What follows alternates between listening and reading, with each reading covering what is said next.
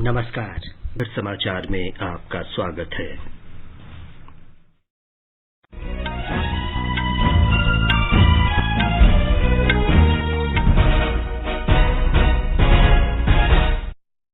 प्रधानमंत्री नरेंद्र मोदी ने कहा, आत्मनिर्भर भारत सिर्फ आर्थिक अभियान नहीं बल्कि ये राष्ट्रीय चेतना है। आकाशवाणी से मन की बात कार्यक्रम में प्रधानमंत्री ने लोगों से जल स्रोतों की सफाई और वर्षा जल संचयन के लिए 100 दिन का अभियान शुरू करने का आग्रह किया। प्रधानमंत्री नरेंद्र मोदी ने विद्यार्थियों, अभिभावकों और शिक्षकों से मार्च में होने वाले परीक्षा पे चर्चा कार्यक्रम में अपने अनुभव और सुझाव साझा करने का अनुरोध किया। श्री मोदी ने लोगों से कोरोना के प्रति ढिलाई नहीं बरतने की अपील की। राष्ट्रव्यापी कोविड टीकाकरण का अगला चरण कल से शुरू। इसमें वरिष्ठ नागरिकों और 45 वर्ष से अधिक आयु के गंभीर बीमारी से ग्रस्त लोगों को टीका लगाया जाएगा। आज राष्ट्रीय विज्ञान दिवस है। ये दिवस रामन प्रभाव की खोज के उपलक्ष्य में मनाया जाता है। इसरो ने ब्राजील के एमेजोनिया वन और 18 अन्य उपग्रहों को सफलतापूर्वक प्रक्षेपित किया और अमेरिका के औषधि नियामक ने एक खुराक वाले कोविड टीके को मंजूरी दी। दोपहर समाचार में पुष्पलता शर्मा के साथ मैं विमलेंदु पांडे। कोविड महामारी से देश एकजुट होकर लड़ रहा है। आप भी हमारे साथ सुरक्षा और बचाव के 3 आसान उपायों का संकल्प लें। मास्क पहनें, 2 गज दूरी है जरूरी और हाथ और मुंह साफ रखें। अब समाचार विस्तार से। प्रधानमंत्री नरेंद्र मोदी ने जोर दिया है कि आत्मनिर्भर भारत सिर्फ आर्थिक अभियान नहीं है बल्कि ये हमारी राष्ट्रीय चेतना है। आकाशवाणी से मन की बात कार्यक्रम में श्री मोदी ने इस बात पर प्रसन्नता व्यक्त की कि आत्मनिर्भर भारत का मंत्र देश के गांव-गांव तक पहुंच रहा है। आत्मनिर्भरता की पहली शर्त होती है अपने देश की चीजों पर गर्व होना, अपने देश के लोगों द्वारा बनाई वस्तुओं पर गर्व होना। जब प्रत्येक देशवासी गर्व करता है, प्रत्येक देशवासी जुड़ता है, तो आत्मनिर्भर भारत सिर्फ एक आर्थिक अभियान न रहकर एक नेशनल स्पिरिट बन जाता है। जब आसमान में हम अपने देश में बने फाइटर प्लेन तेजस को कलाबाजियां खाते देखते हैं, जब भारत में बने टैंक, भारत में बनी मिसाइलें हमारा गौरव बढ़ाते हैं, जब समृद्ध देशों में हम मेट्रो ट्रेन के मेड इन इंडिया कोचेज देखते हैं, जब दर्जनों देशों तक made in India corona vaccine को पहुंचते ही देखते हैं, तो हमारा माथा और ऊंचा हो जाता है। हर क्षेत्र में हमें इस गौरव को बढ़ाना होगा। जब हम इसी सोच के साथ आगे बढ़ेंगे, तभी सही मायने में आत्मनिर्भर बन पाएंगे। बिहार में बेतिया के प्रमोद का उदाहरण देते हुए श्री मोदी ने बताया कि वे दिल्ली में एलईडी बल्ब बनाने वाले एक कारखाने में तकनीशियन थे, लेकिन कोरोना महामारी की वजह से उन्हें घर वापस लौटना पड़ा। प्रमोद ने अपने घर में एलईडी बल्ब बनाने की छोटी सी इकाई लगाई और कुछ ही महीनों में फैक्ट्री मालिक बनकर कई नौजवानों को रोजगार देने लगे। प्रधानमंत्री ने उत्तर प्रदेश में गढ़मुक्तेश्वर के संतोष का भी जिक्र करते हुए कहा कि कोरोना महामारी की वजह से जब सब कुछ ठप हो गया था, तो संतोष और उनके परिवार ने चटाई बनाने के अपने पुश्तैनी हुनर का इस्तेमाल करना शुरू किया। आज उन्हें न सिर्फ उत्तर प्रदेश से बल्कि अन्य राज्यों से भी चटाई बनाने के काम मिलने लगे हैं। प्रधानमंत्री ने इस बात पर प्रसन्नता व्यक्त की कि भारत के किसानों ने चिया सीड्स की खेती करके इसके उत्पादन में आत्मनिर्भर होने की चुनौती स्वीकार कर ली है। आजकल चिया सीड्स का नाम आप लोग बहुत सुनते होंगे। हेल्थ अवेयरनेस से जुड़े लोग इसे काफी महत्व देते हैं और दुनिया में इसकी बड़ी मांग भी है। भारत में इसे ज्यादातर बाहर से मंगाते हैं, लेकिन अब चिया सीड्स में आत्मनिर्भरता का बीड़ा भी लोग उठा रहे हैं। ऐसे ही यूपी के बाराबंकी में हरिश्चंद्र जी ने चिया सीड्स की खेती शुरू की है। चिया सीड्स की खेती उनकी आय भी बढ़ाएगी और आत्मनिर्भर भारत अभियान में मदद भी करेगी। साथियों, एग्रीकल्चर वेस्ट से वेल्थ क्रिएट करने के भी कई प्रयोग देश भर में सफलतापूर्वक चल रहे हैं। श्री मोदी ने कहा कि मदुरई के मुरुगेसन ने एक ऐसी मशीन बनाई है जो केले के पेड़ से निकलने वाले रेशों से रस्सी बनाने में काम आती है। इस तरह वे न सिर्फ अपशिष्ट पदार्थों से पर्यावरण को बचा रहे हैं, बल्कि आमदनी में भी बढ़ोतरी कर रहे हैं। प्रधानमंत्री ने पानी के संरक्षण की आवश्यकता पर भी जोर देते हुए कहा कि जल संरक्षण हमारी सामूहिक जिम्मेदारी है। पानी को लेकर हमें इसी तरह अपनी सामूहिक जिम्मेदारियों को समझना होगा। भारत के ज्यादातर हिस्सों में मई जून में बारिश शुरू होती है। क्या हम अभी से अपने आसपास के जल स्रोतों की सफाई के लिए, वर्षा जल के संचयन के लिए 100 दिन का कोई अभियान शुरू कर सकते हैं? इसी सोच के साथ अब से कुछ दिन बाद जल शक्ति मंत्रालय द्वारा भी जल शक्ति अभियान कैच द रेन भी शुरू किया जा रहा है। इस अभियान का मूल मंत्र है catch the rain where it falls when it false.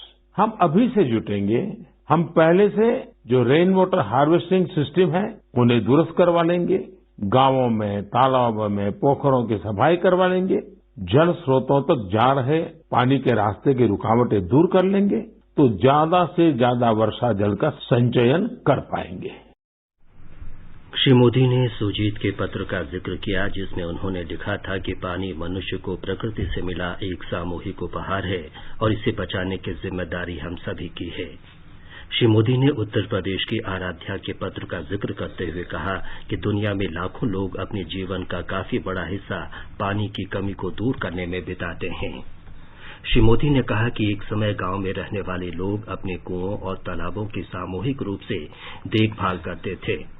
इसी तरह के प्रयास आज तमिलनाडु में तिरुवन्नमलई में भी चल रहे हैं, जहां स्थानीय लोगों ने कुओं के संरक्षण के लिए अभियान चलाकर वर्षों से उपयोग में नहीं आ रहे अपने आसपास के कुओं को फिर से पानी से लबालब कर दिया।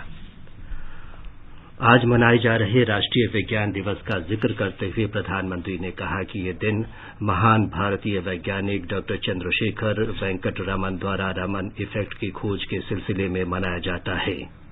श्री मोदी ने कहा कि देशवासियों को अपने वैज्ञानिकों के बारे में और अधिक जानकारी हासिल करनी चाहिए।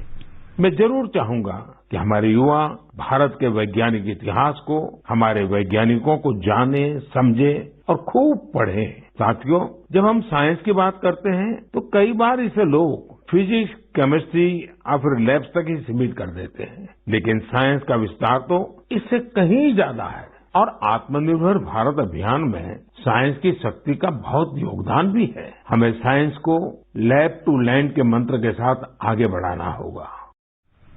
श्री मोदी ने हैदराबाद के चिंताला वेंकट रेड्डी की मिसाल देते हुए बताया कि उन्होंने गेहूं और धान की ऐसी किस्मों का विकास किया है जिनमें विटामिन डी भी पाया जाता है। उन्हें इसी महीने के जिनेवा के विश्व बौद्धिक संपदा संगठन से पेटेंट भी मिल गया है। श्री वेंकट रेड्डी को पिछले साल पद्मश्री से सम्मानित किया गया था।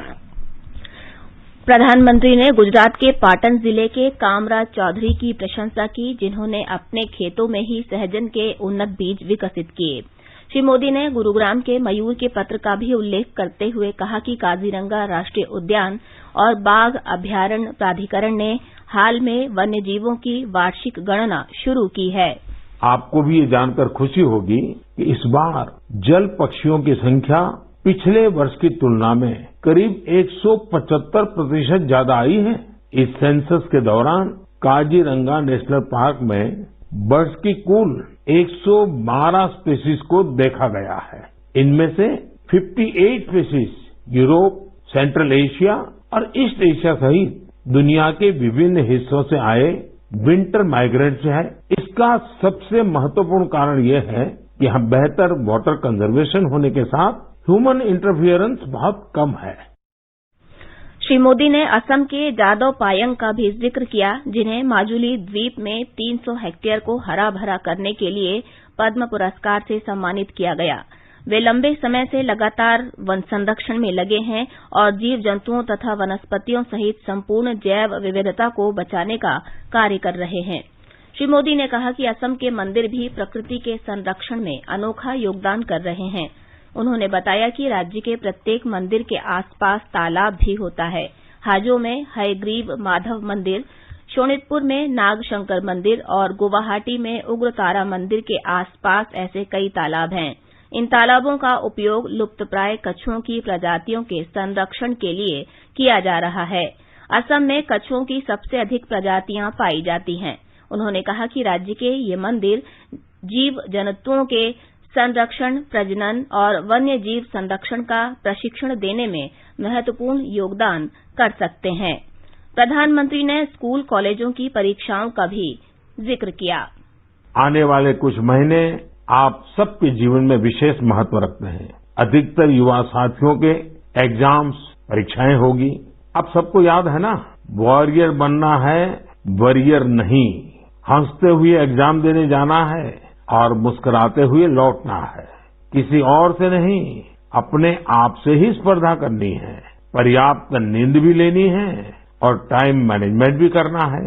खेलना भी नहीं छोड़ना है, क्योंकि जो खेले वो खिले। रिवीजन और याद करने के स्मार्ट तरीके अपनाने हैं। यानी कुल मिलाकर इन एग्जाम्स में अपने बेस्ट को बाहर लाना है। श्री मोदी ने लोगों से कोरोना महामारी से सतर्कता बरतने में कोई ढिलाई नहीं बरतने का भी आग्रह किया। उन्होंने कहा कि एहतियात में ढिलाई देने का वक्त अभी नहीं आया है। प्रधानमंत्री ने इस बात पर प्रसन्नता व्यक्त की कि ओडिशा के सिलू नायक भारतीय सेना में नौकरी के इच्छुक नौजवानों को प्रशिक्षण देते हैं। उनकी संस्था का नाम महागुरु बटालियन है।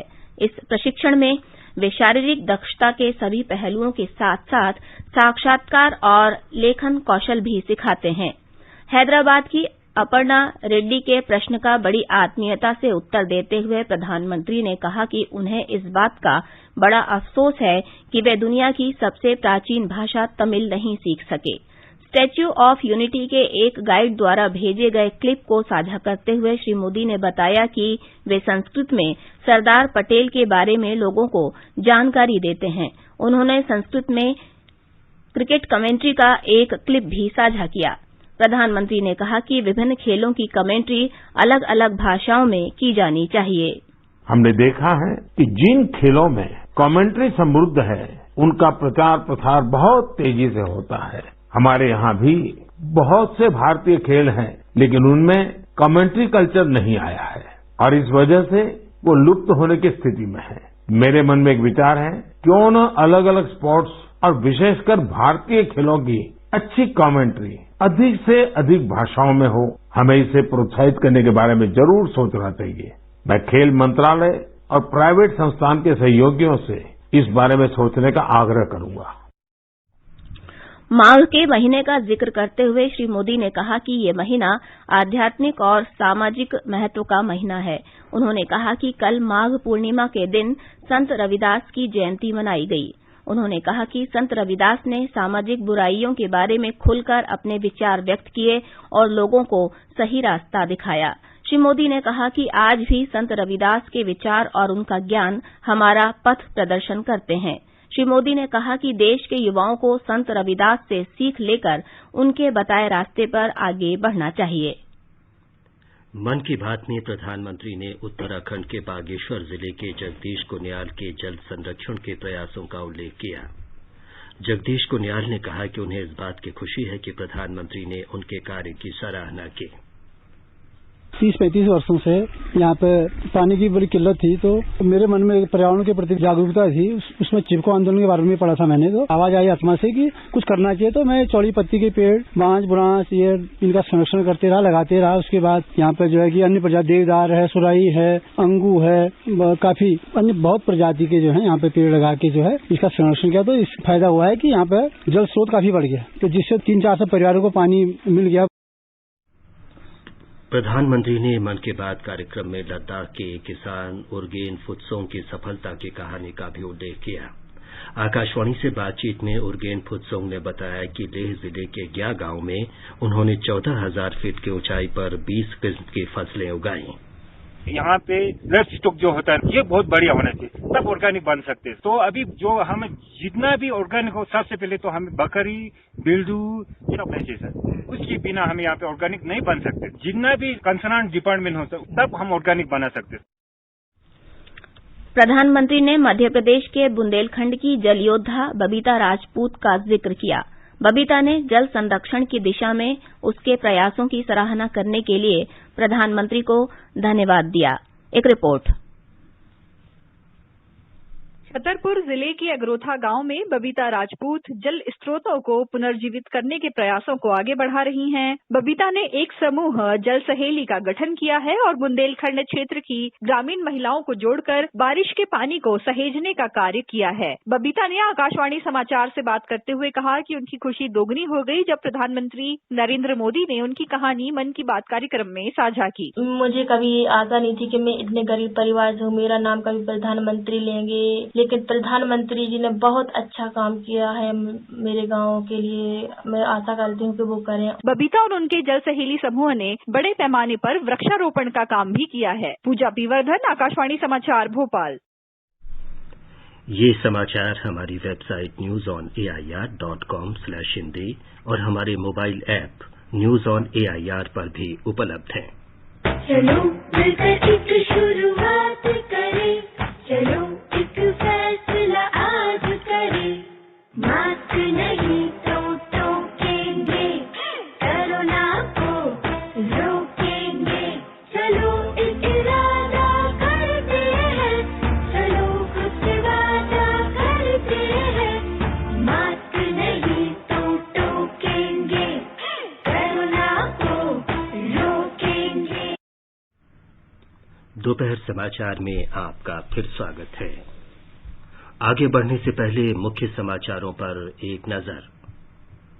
प्रधानमंत्री नरेंद्र मोदी ने कहा, आत्मनिर्भर भारत सिर्फ आर्थिक अभियान नहीं बल्कि ये राष्ट्रीय चेतना है। आकाशवाणी से मन की बात कार्यक्रम में प्रधानमंत्री ने लोगों से जल स्रोतों की सफाई और वर्षा जल संचयन के लिए 100 दिन का अभियान शुरू करने का आग्रह किया।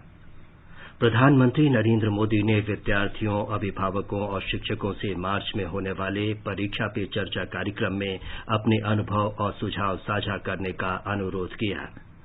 श्री मोदी ने लोगों से कोरोना के प्रति ढिलाई नहीं बरतने की अपील की। राष्ट्रव्यापी कोविड टीकाकरण का अगला चरण कल से शुरू। इसमें वरिष्ठ नागरिकों और 45 वर्ष से अधिक आयु के गंभीर बीमारी से ग्रस्त लोगों को टीका लगाया जाएगा। आज राष्ट्रीय विज्ञान दिवस है। ये दिवस रमन प्रभाव की खोज के उपलक्ष्य में मनाया जाता है। इसरो ने ब्राजील के एमेजोनिया वन और 18 अन्य उपग्रहों को सफलतापूर्वक प्रक्षेपित किया और अमेरिका के औषधि नियामक ने एक खुराक वाले कोविड टीके को मंजूरी दी। स्वास्थ्य मंत्रालय ने कहा है कि कल से शुरू हो रहे कोविड टीकाकरण कार्यक्रम के अगले चरण में 60 वर्ष से अधिक उम्र के लोगों और अन्य रोगों से ग्रस्त 45 वर्ष से अधिक उम्र के लोगों को टीकाकरण केंद्र पर भी पंजीकरण सुविधा उपलब्ध होगी। प्राइवेट अस्पताल टीकाकरण अभियान के दौरान वैक्सीन के लिए प्रति टीका 250 रुपये ले सकेंगे। 10,000 सरकारी अस्पतालों में ये टीका निःशुल्क लगाया जाएगा, जबकि लगभग 20,000 निजी टीकाकरण केंद्रों पर वैक्सीन का शुल्क लोगों को स्वयं वहन करना होगा। स्वास्थ्य मंत्रालय ने कहा है कि राज्य सरकारें स्वास्थ्य बीमा योजना के अंतर्गत सूचीबद्ध सभी प्राइवेट अस्पतालों का कोरोना टीकाकरण के केंद्र के रूप में उपयोग कर सकेंगी। नीति आयोग के सदस्य डॉक्टर वीके पॉल ने आकाशवाणी से विशेष बातचीत में कहा कि राज्य सरकारें सार्वजनिक क्षेत्र के अपने सभी उपक्रमों के स्वास्थ्य केंद्रों और अपने सरकारी स्वास्थ्य केंद्रों का उपयोग भी टीकाकरण के लिए कर सकेंगी।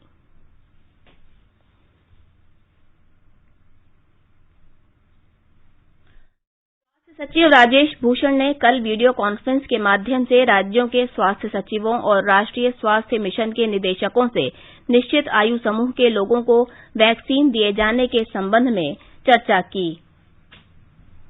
सरकार ने उन 20 लक्षणों की सूची भी जारी की है जिनसे ग्रस्त 45 से 49 वर्ष के लोगों को कोरोना वैक्सीन में प्राथमिकता दी जाएगी। इनमें पिछले 1 वर्ष में हृदय रोग के कारण अस्पताल में भर्ती होना, हृदय प्रतिरोपण, गुर्दा और लीवर प्रतिरोपण, ल्यूकीमिया, लिम्कोमा, एड्स, मधुमेह और हाइपरटेंशन तथा श्वास संबंधी रोग के कारण पिछले 2 वर्षों में अस्पताल में भर्ती होने के मामले शामिल हैं।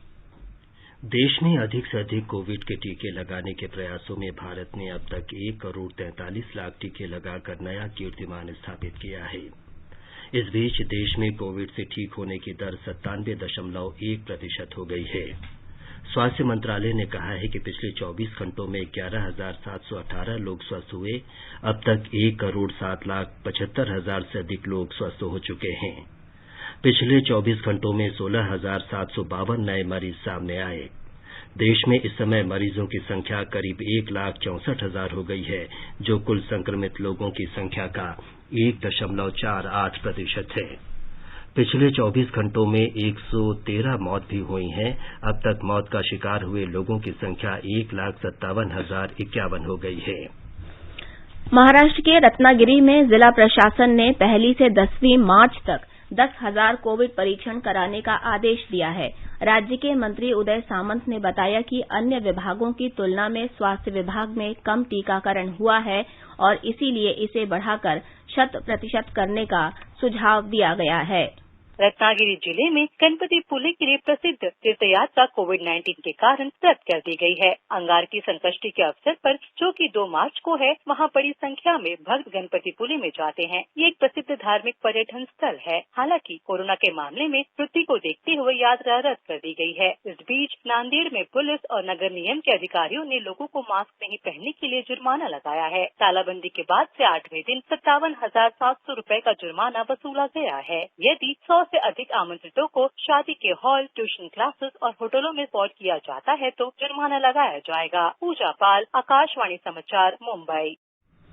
खाद्य पदार्थों और औषधियों का विनियमन करने वाली अमरीकी agency food and drug administration FDA ने कोरोना वायरस महामारी के इलाज के लिए जॉनसन एंड जॉनसन कंपनी के ऐसे टीके को मंजूरी दे दी है जिसका सिर्फ एक टीका पर्याप्त है। अमरीका में कोरोना महामारी के लिए मंजूर किया गया ये तीसरा टीका है। ये फाइजर और मॉडर्ना का किफायती विकल्प है और इसे फ्रीजर के बजाय रेफ्रिजरेटर में ही सुरक्षित रखा जा सकता है। इसका पहला टीका अमरीकी नागरिकों को अगले सप्ताह तक उपलब्ध हो जाने की संभावना है।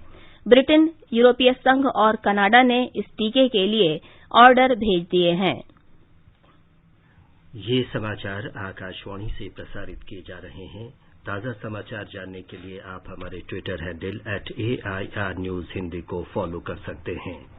Global toy industry 7 lakh crore रुपए से भी अधिक की है। Team up for toys. The Government of India is organizing India's first ever, the India Toy Fair. Indian local toy manufacturers march forward for Atmanirbhar Bharat. It's time to get vocal for your remarkable local. From 27 February to 2nd March, must come forward to get registered online at www.theindiatoyfair.in. ये आकाशवाणी है। भारत ने आज सुबह 10:24 पर श्रीहरिकोटा के सतीश धवन अंतरिक्ष केंद्र से PSLV C-51 रॉकेट का प्रक्षेपण किया। ये अपने साथ भारत, ब्राजील और अमेरिका के 19 उपग्रह लेकर गया है। पृथक्करण के 4 चरणों के बाद इस रॉकेट ने ब्राजील के 637 किलोग्राम भार के एमेजोनिया 1 प्रमुख उपग्रह का प्रक्षेपण किया। बाद में 1 घंटे से अधिक समय के अंतराल के बाद इसने शेष 18 उपग्रहों का प्रक्षेपण किया। ये भारतीय अंतरिक्ष अनुसंधान संगठन इसरो की वाणिज्यिक संस्था न्यू स्पेस इंडिया लिमिटेड का पहला मिशन है। हमारे संवाददाता ने बताया है कि PSLV रॉकेट का सबसे लंबा अभियान 1 घंटा 55 मिनट और 7 सेकेंड में पूरा हुआ। जब पूरा विश्व कोरोना से जूझ रहा है, उस समय भारतीय अंतरिक्ष क्षेत्र ने नया प्रक्षेपण किया है। इस वर्ष भारत का ये पहला अंतरिक्ष मिशन PSLV रॉकेट के सबसे लंबे अभियान में से एक है। अमेजोनिया 1 ब्राजील के national institute for space research का प्रकाशीय पृथ्वी पर्यवेक्षण उपग्रह है। प्रक्षेपण के बाद पूर्व अंतरिक्ष यात्री और ब्राजील के विज्ञान और प्रौद्योगिकी मंत्री मार्कोस सीजर पोर्टस ने बताया कि अमेजन क्षेत्र में वनों की कटाई की निगरानी और ब्राजील के भूभाग में विभिन्न कृषि के विश्लेषण में ये उपग्रह दूर संवेदी आंकड़े उपलब्ध कराकर वर्तमान व्यवस्था को और मजबूत बनाएगा। चेन्नई से जॉय की रिपोर्ट के साथ समाचार कक्ष से शशांक कुमार। इसरो के अध्यक्ष डॉक्टर के सिवन ने कहा है कि ब्राजील के उपग्रह को पहली बार प्रक्षेपित करना इसरो के लिए गौरव की बात है।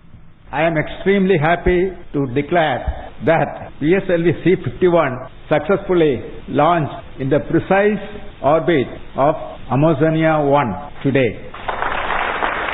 In this mission, India and ISRO feel extremely proud and honored and happy to launch the first satellite designed, integrated and operated by Brazil. My heartiest congratulations to the Brazilian team for this achievement. प्रधानमंत्री नरेंद्र मोदी ने Amazonia 1 उपग्रह के वाणिज्यिक प्रक्षेपण में सफलता के लिए न्यू स्पेस इंडिया लिमिटेड और भारतीय अंतरिक्ष अनुसंधान संगठन इसरो को शुभकामनाएं दी हैं। श्री मोदी ने कहा है कि भारत के इस पहले पूर्ण वाणिज्यिक उपग्रह प्रक्षेपण से अंतरिक्ष क्षेत्र में सुधार के नए युग का सूत्रपात होगा। उन्होंने कहा कि ये हमारे नौजवानों के नवाचार और जज्बे को प्रदर्शित करता है। श्री मोदी ने अमेजोनिया 1 उपग्रह के सफल प्रक्षेपण के लिए ब्राजील के राष्ट्रपति बोल्सोनारो को शुभकामनाएं दी हैं।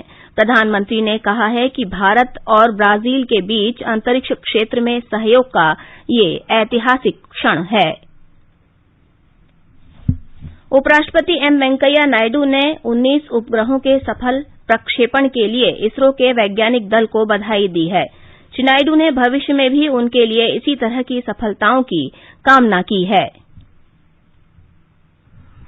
आज राष्ट्रीय विज्ञान दिवस है। ये दिवस प्रतिवर्ष 28 फरवरी को रमन प्रभाव की खोज के उपलक्ष्य में मनाया जाता है। इसी दिन भौतिक विज्ञानी चंद्रशेखर वेंकट रमन ने रमन इफेक्ट की घोषणा की थी, जिसके लिए वर्ष 1930 में उन्हें नोबेल पुरस्कार से सम्मानित किया गया था। इस वर्ष राष्ट्रीय विज्ञान दिवस का विषय है विज्ञान और प्रौद्योगिकी का भविष्य और नवाचार, शिक्षण कौशल और कार्य पर प्रभाव। उपराष्ट्रपति एम वेंकैया नायडू ने राष्ट्रीय विज्ञान दिवस के अवसर पर वैज्ञानिक समुदाय और विज्ञान में रुचि रखने वालों को शुभकामनाएं दी हैं। श्री नायडू ने अपने संदेश में कहा कि 1928 में आज ही के दिन रमन प्रभाव की क्रांतिकारी खोज की घोषणा से भारत में विज्ञान का परिदृश्य पूरी तरह बदल गया था। सूचना और प्रसारण मंत्री प्रकाश जावड़ेकर ने कहा है कि चंद्रशेखर वेंकट रमन का विज्ञान के क्षेत्र में योगदान अनुकरणीय है। श्री जावड़ेकर ने आविष्कार करने और राष्ट्र निर्माण में योगदान के लिए वैज्ञानिकों को बधाई दी।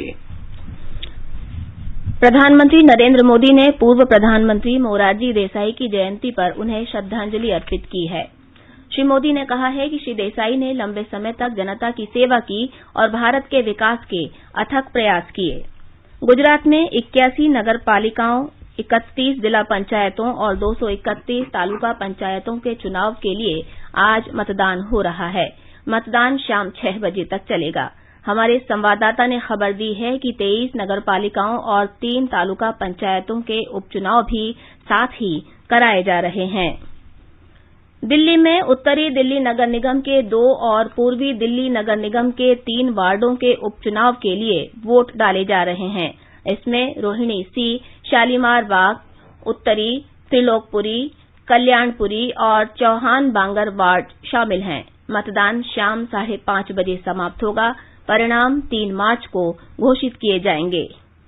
तेज गेंदबाज जसप्रीत बुमराह व्यक्तिगत कारणों से इंग्लैंड के साथ चौथा टेस्ट मैच नहीं खेलेंगे। भारतीय क्रिकेट कंट्रोल बोर्ड ने बताया कि अहमदाबाद के नरेंद्र मोदी स्टेडियम में 4 मार्च से शुरू हो रहे चौथे टेस्ट में भारत की टीम में बुमराह के स्थान पर किसी और खिलाड़ी को शामिल नहीं किया जाएगा। भारत ने अहमदाबाद में खेला गया तीसरा टेस्ट 10 विकेट से जीता था। भारतीय टीम 4 मैचों की टेस्ट श्रृंखला में 2-1 से आगे है। अंत में मुख्य समाचार एक बार फिर। प्रधानमंत्री नरेंद्र मोदी ने कहा, आत्मनिर्भर भारत सिर्फ आर्थिक अभियान नहीं है, बल्कि ये राष्ट्रीय चेतना है।